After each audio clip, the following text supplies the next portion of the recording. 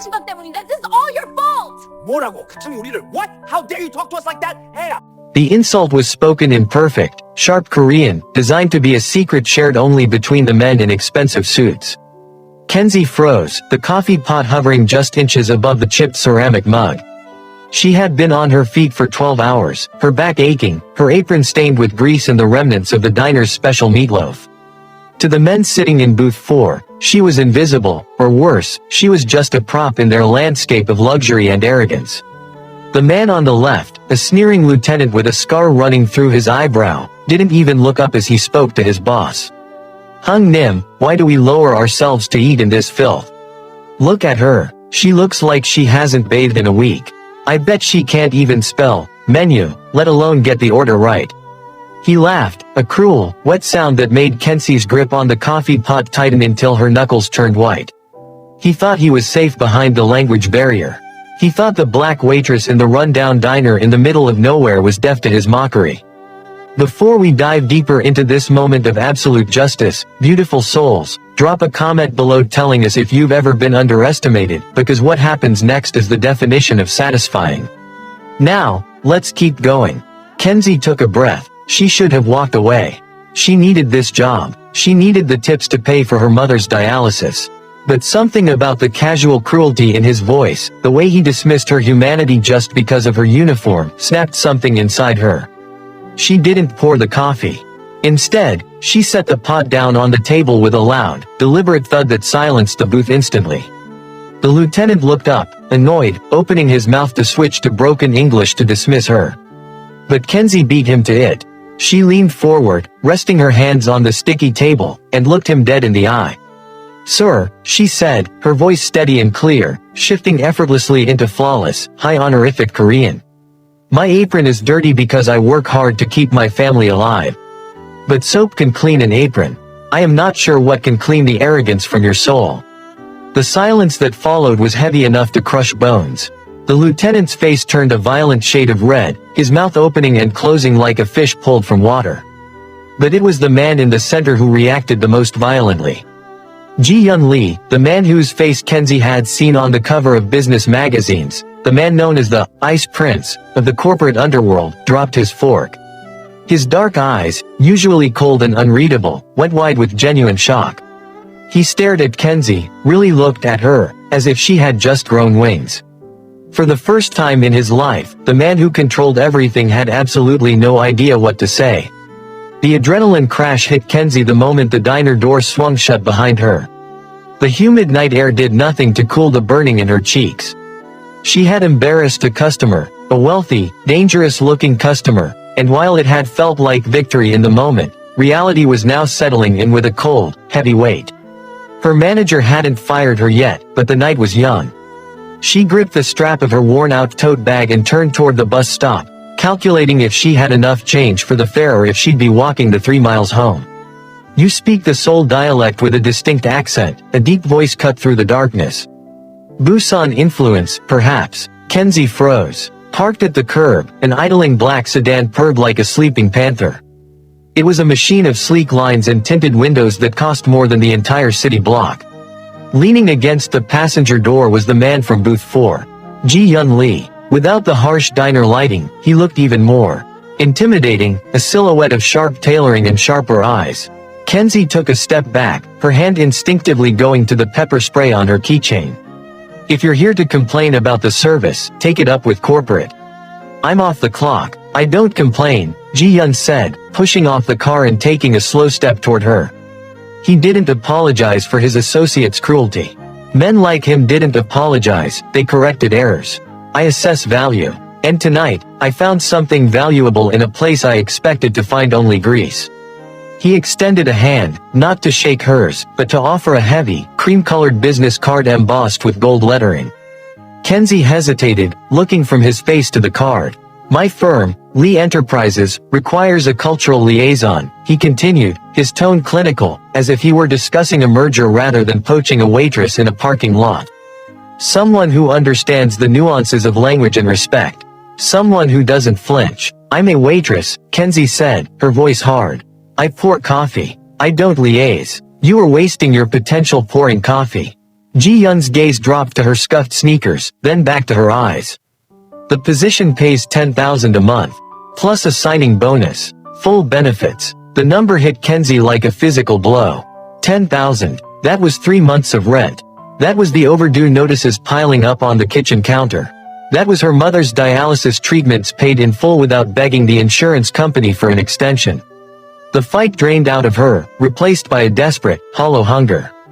Why? She whispered. Because you made me drop my fork, Ji-Hyun said, a ghost of a smirk touching his lips. Be at the address on the card tomorrow at 9. Don't be late. He got into the car without waiting for an answer.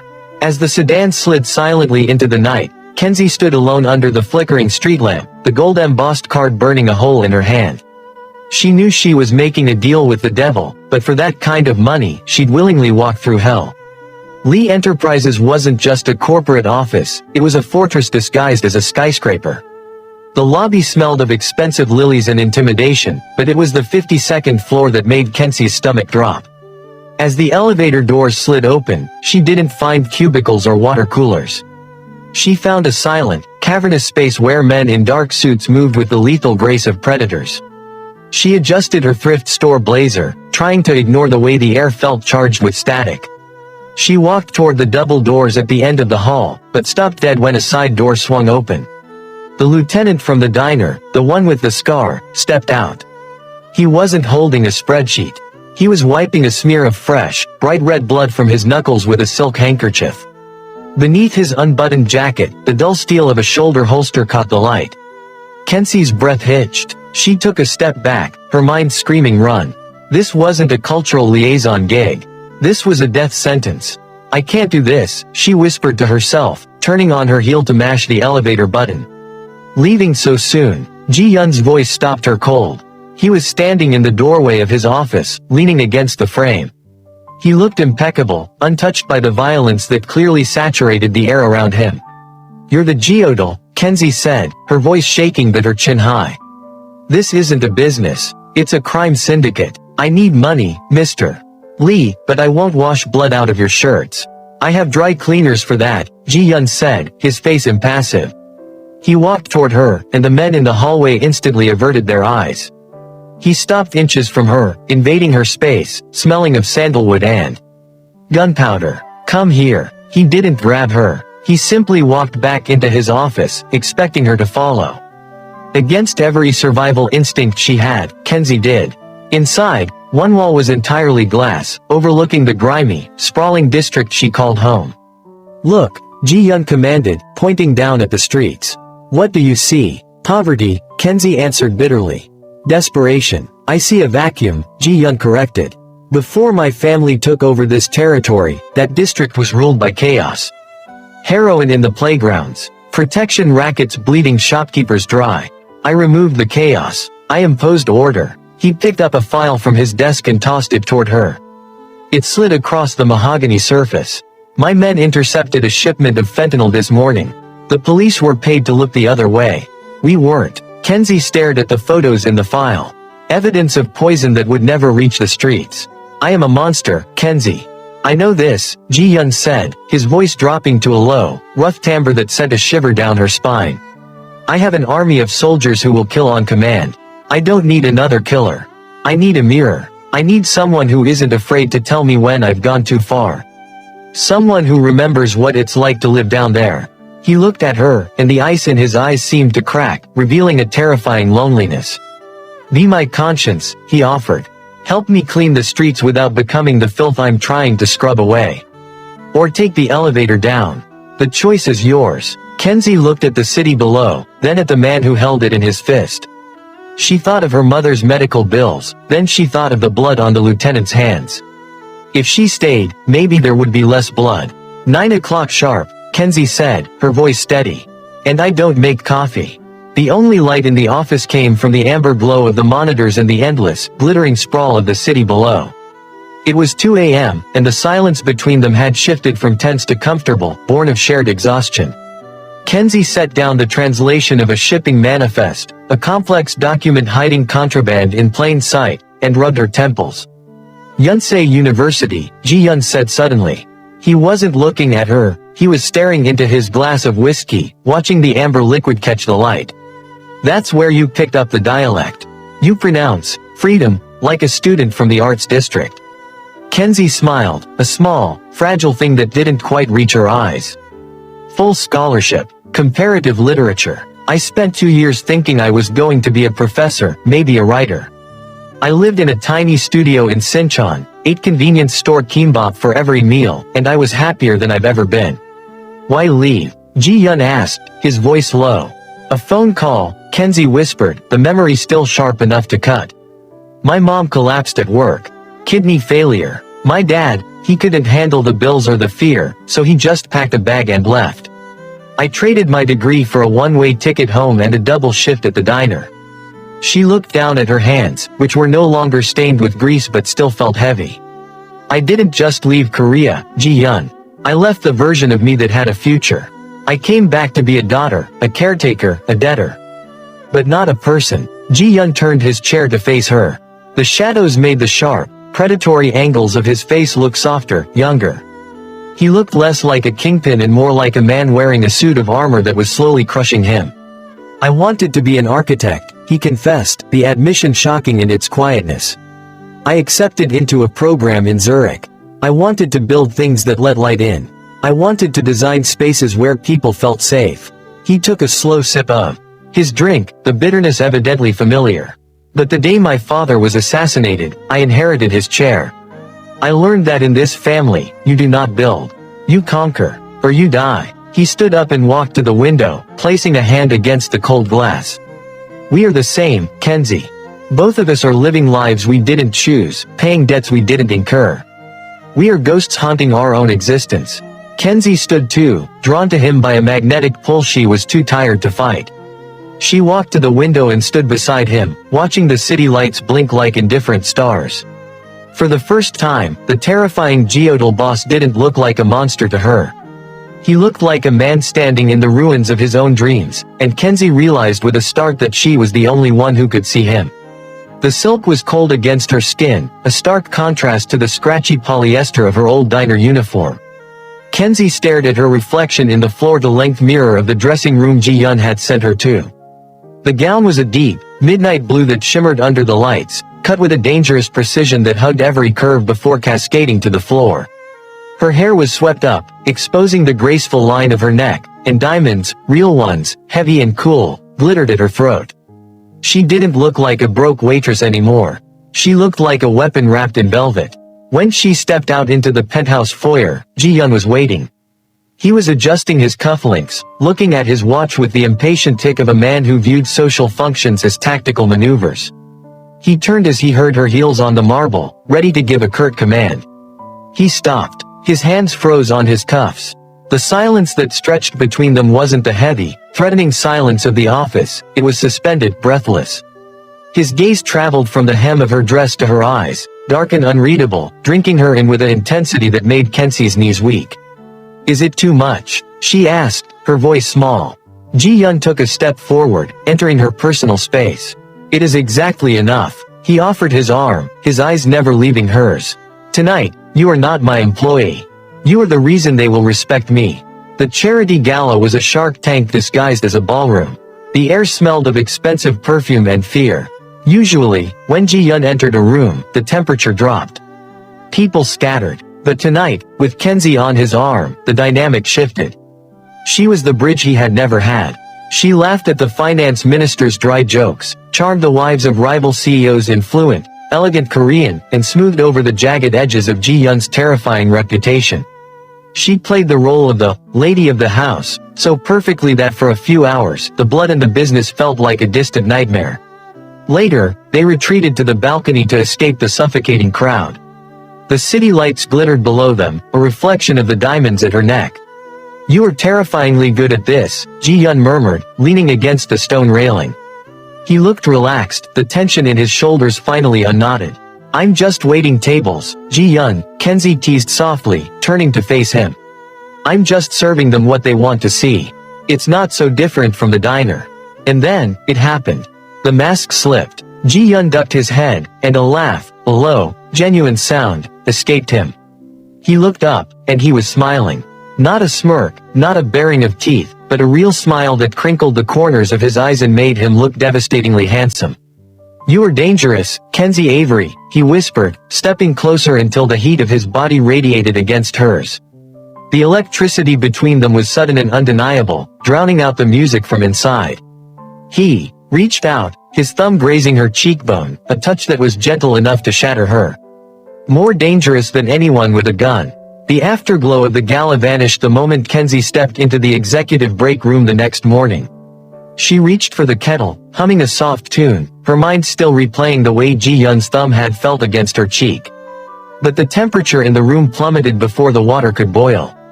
"You are humming," a voice rasped from the doorway. A dangerous sound in a place built on silence. Kenzie turned. It was Min-ho, the lieutenant with the scarred eyebrow from the diner. He wasn't sneering today. He was staring at her with a cold, terrifying intensity that made the hair on her arm stand up. He stepped inside and let the door click shut, locking the world out. "Good morning, Min-ho," Kenzie said, forcing her voice to remain steady. "Can I help you?" "You can leave," he said flatly. He moved closer, his presence suffocating. "You think you are saving him, don't you? You think because you put him in a tuxedo and make him laugh on a balcony that you are healing his soul." "I'm doing my job," Kenzie countered, backing up until her waist hit the counter. "I'm helping him build a legitimate future. That's what he wants. It doesn't matter what he wants. It matters what he needs to survive." Min-ho slammed a hand against the cabinet next to her head. Kenzie flinched, but she didn't scream. "He is the Geodal. He is the Ice Prince. His power comes from fear. From the certainty that he feels nothing and cares for no one. Last night, I saw him smile. Real smiling. And if I saw it, the Vipers saw it too." Kenzie's breath caught. "The Vipers. The rival faction. The old guard," Min-ho hissed. "They have been waiting for a crack in the armor for 10 years. And you, little waitress, you are not just a crack. You are a canyon." He pulled a tablet from his jacket and shoved it toward her. On the screen were surveillance photos. Not of drug deals, but of her. Kenzie walking to the bus stop. Kenzie entering her apartment. Kenzie buying groceries for her mother. "They are watching you," Min-ho said, his voice dropping to a lethal whisper. "They know he looks at you differently. They know that if they put a knife to your throat, the monster will hesitate. And in our world, the man who hesitates dies." He took a step back, straightening his jacket as if he hadn't just shattered her world. "You aren't his redemption, Kenzie. You are his casket. If you truly care about him, you will disappear before his enemies decide to use you to bury him." Min-ho turned and left, leaving Kenzie alone with the boiling kettle. The steam rose around her, but she felt nothing but a bone-deep chill. She had thought she was helping Ji-Hyun walk toward the light, but now she realized she had just painted a target on his back. The resignation letter sat on the mahogany desk, a stark white flag of surrender against the dark wood. Kenzie didn't wait for the elevator.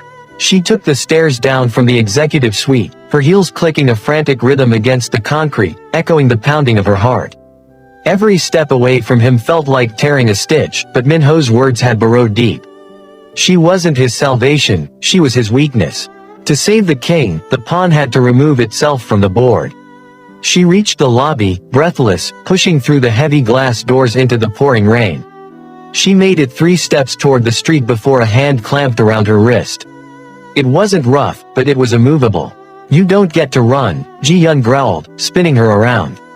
He was drenched, his suit jacket abandoned somewhere upstairs, his white shirt clinging to his chest.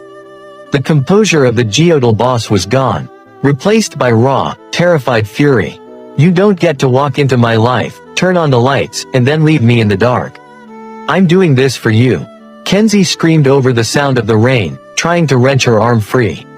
Tears mixed with the water streaming down her face. Min-ho was right. "I'm a target, Ji-Hyun. I make you hesitate. I make you vulnerable. If I stay, they'll use me to bury you." "Let them try," he snarled, pulling her closer until their chests collided. "No. You built an empire on fear," she sobbed, her resolve crumbling under his intense gaze. "You can't afford to have a heart. Not now. I love you too much to be the reason you die." The confession hung in the air between them, heavier than the storm. Ji-Hyun went still, the anger in his eyes shattered, leaving behind a naked desperation that stopped Kenzie's heart. "You think I care about the empire? His voice broke, low and rough. He framed her face with his wet hands, his thumbs tracing the line of her tears. Let it burn. Let the vipers take it. I lived in that cold for 30 years, Kenzie. I didn't know I was freezing until you showed up. If being strong means losing you, then I would rather be weak. Ji-Hyun, I cannot function without you, he whispered, pressing his forehead against hers. Do not ask me to go back to being a monster. I don't know how to be that man anymore. He didn't give her a chance to argue. He kissed her, and it wasn't the gentle, tentative touch from the balcony. It was a collision, a desperate claim that seared through the cold rain. It was a promise of war against anyone who tried to separate them. Kenzie melted into him, wrapping her arms around his neck, realizing that leaving him wouldn't save him, it would destroy him faster than any bullet. He swept her up into his arms, carrying her back into the fortress he controlled. That night, in the silence of the penthouse, there were no business deals, no strategies, no enemies. There was only the desperate tangle of limbs and the soft murmur of promises made in the dark. They slept clinging to each other, cementing a bond that had become the most dangerous thing in Seoul. They were no longer boss and employee, nor king and pawn. They were partners, and as the storm raged outside, they both knew there was no turning back. The peace lasted exactly 20 minutes. The black sedan was weaving through the rain-slicked streets of Gangnam, the partition raised, Ji-Hyun's hand resting protectively on Kenzie's knee. Then, the world inverted. A heavy SUV T-boned them from the left, the sound of crunching metal drowning out Kenzie's scream. The sedan spun violently, glass exploding inward like shrapnel, before slamming into a concrete divider with a bone-jarring halt. Kenzie gasped, the air knocked from her lungs. The world was spinning. Warm liquid dripped into her left eye, blurring her vision. She reached up, her fingers coming away slick and red. Ji-Hyun was already moving. He ignored the cut on his own cheek, his hands frantically checking her. When he saw the gash on her hairline, the blood painting her skin, the light in his eyes didn't just dim, it went out.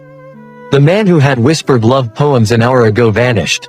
The Geodal boss took his place. He kicked the crumpled door open and stepped out into the pouring rain. 3 men in ski masks were approaching the wreckage, crowbars and pistols raised. They expected a dazed businessman to crawl out. Instead, they got a reaper. Kenzie watched through the shattered window, paralyzed by shock. Ji-Hyun didn't run. He walked toward them. When the first man swung a crowbar, Ji-Hyun caught the arm mid-swing, twisting it with a sickening crack that echoed over the thunder. He didn't pause. He used the screaming man as a shield against the second attacker, disarming him with a movement too fast to follow. It wasn't a fight, it was an execution. It was efficient, silent, and absolutely merciless. He didn't just stop the threat, he obliterated it. Within seconds, the attackers were broken heaps on the asphalt, and Ji-Hyun was standing over the last one, his expression completely void of humanity. When the violence stopped, the silence was heavier than the crash. Ji-Hyun stood in the rain, chest heaving, the water washing the other men's blood off his knuckles. He stood there for a long moment, the beast panting in the dark. Then, slowly, terrifyingly, he turned back to the car. He looked at Kenzie. His face was a mask of splatter, his eyes cold and dead.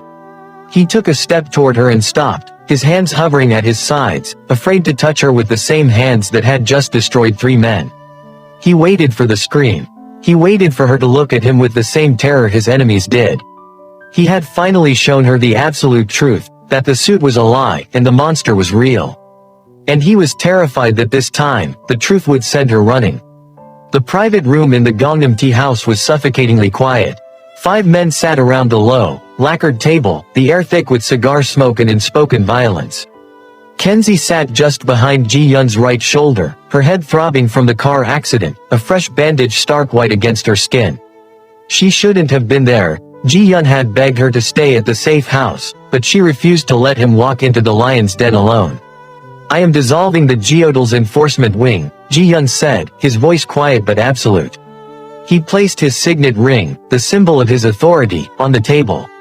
The shipping routes will go legitimate. The territory is yours to fight over.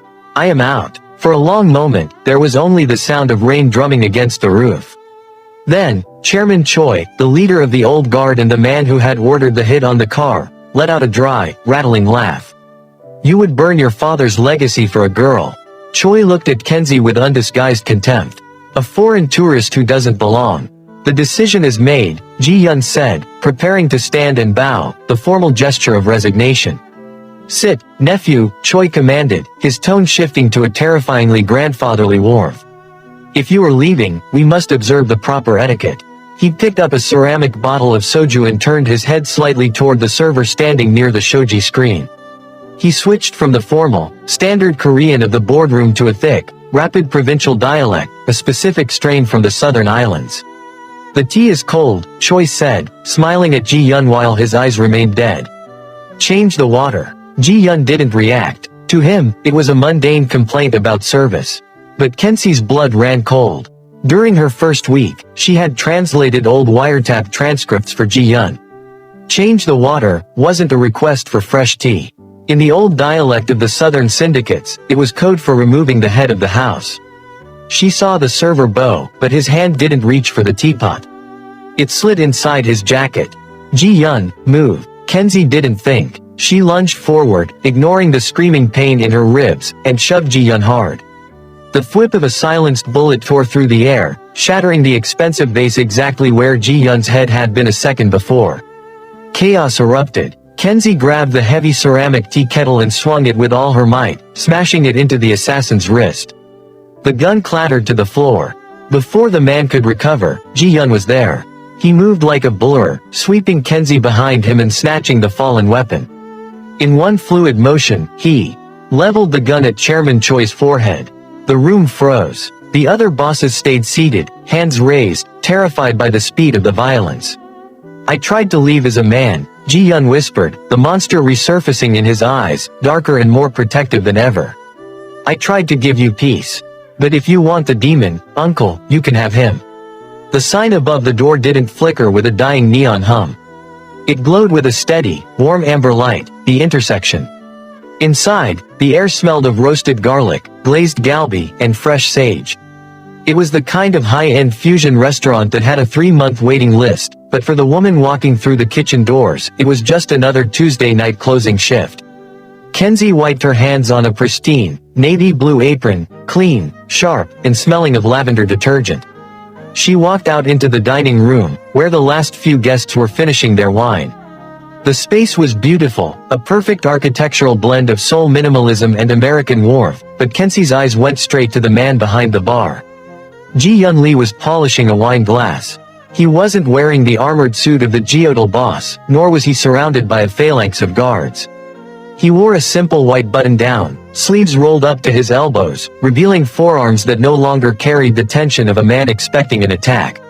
The criminal empire that had choked the city was gone, dismantled piece by piece and replaced by Lee Logistics, a boring, perfectly legal shipping firm that moved electronics instead of contraband. He looked up as she approached, and the change in him was absolute. The Ice Prince had melted. In his place was a man who looked tired in the good, honest way that comes from a hard day's work, not a lifetime of looking over one's shoulder. The inventory for the warehouse is finished, Kenzie said, leaning her elbows on the bar, mirroring the posture she'd held in that dingy diner a year ago. And table 4 says the kimchi risotto changed their life. I told the chef to add more gochugaru, Ji-Hyun replied, a playful smirk touching his lips. It needed a little fire. He set the glass down and walked around the bar. The restaurant was empty now, save for the soft jazz playing over the speakers. He stopped in front of her, reaching out to untie her apron. His hands, once instruments of violence, were gentle and deliberate. You look exhausted, Mrs. Lee, he murmured, tossing the apron onto a stool. Sit. Let me get you something. Kenzie sat at the nearest booth, the owner's booth. I don't know, she teased, flashing a tired smile. I've heard the service here can be a little arrogant. The manager thinks he owns the place. The manager, Ji-Hyun said, pouring a cup of tea and placing it in front of her with a bow that was equal parts mockery and reverence, knows exactly who owns this place. And who owns him. He slid into the booth opposite her, just like that first night. But this time, there was no fear. There were no insults. There was only the steam rising from the tea, the ring on his finger that matched hers, and the peaceful silence of a life they had fought a war to build. How is the service? He asked softly, his eyes warm. Kenzie took a sip, looking at the man who had burned down his kingdom just to keep her safe. Perfect, she whispered. Absolutely perfect. Ellipsis.